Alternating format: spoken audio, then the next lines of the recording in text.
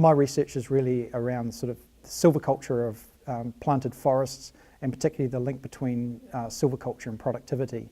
And that was the subject of my presentation that I gave, was really trying to summarise the research that's been done in this area, not just within the last sort of 3 to 5 years, but actually taking advantage of a lot of the long-term trials that have been established up to a rotation ago. So really the focus of what I was talking about and the key results that we've shown is actually the real opportunity, the immediate opportunity we have to lift productivity by fully utilising the site's productive capacity.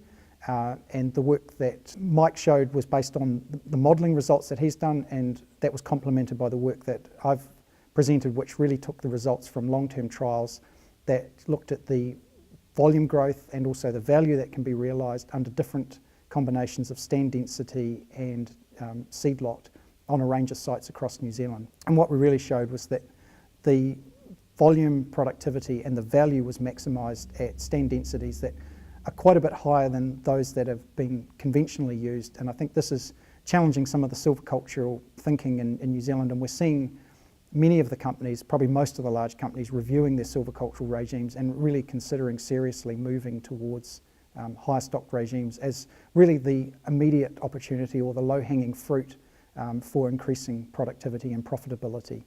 I think we've got to consider where we might go in the future, and I think the opportunities are to really take advantage of the interaction between genetics, environment and silviculture so that we can develop silvicultural regimes that enhance the genetic potential of our improved material, and particularly thinking about clonal stands as well, and don't take away from it. And I think also we need to consider not just value maximisation but also risk mitigation. So there potentially are some downsides to increasing stocking, particularly if we overstock stands. We maybe make them more vulnerable to insect and fungal pathogens, as well as biotic factors such as wind risk. And also there's market considerations. If we have higher stock stands, we will potentially produce trees that have a higher proportion of core wood in them, and that may create issues for selling that wood later on down the track. The danger is if we have a lot of these regimes and we discover there's a problem down the track, we may have an awful lot of wood coming our way that has very similar characteristics. So understanding some of these impacts early on, I think, will be very important to informing our future thinking.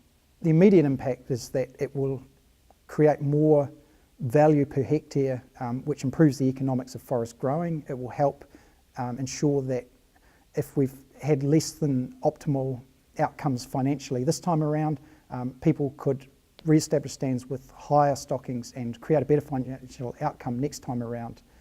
I think the other one is that potentially if we can raise productivity through increasing stand density, we can actually improve our future wood availability. We have a potential decline in wood availability after about 2035, and so if we may see a reduction in the size of the forest estate, but if we're growing more wood per hectare, our total growing stock will increase, and potentially our future wood availability will increase with that.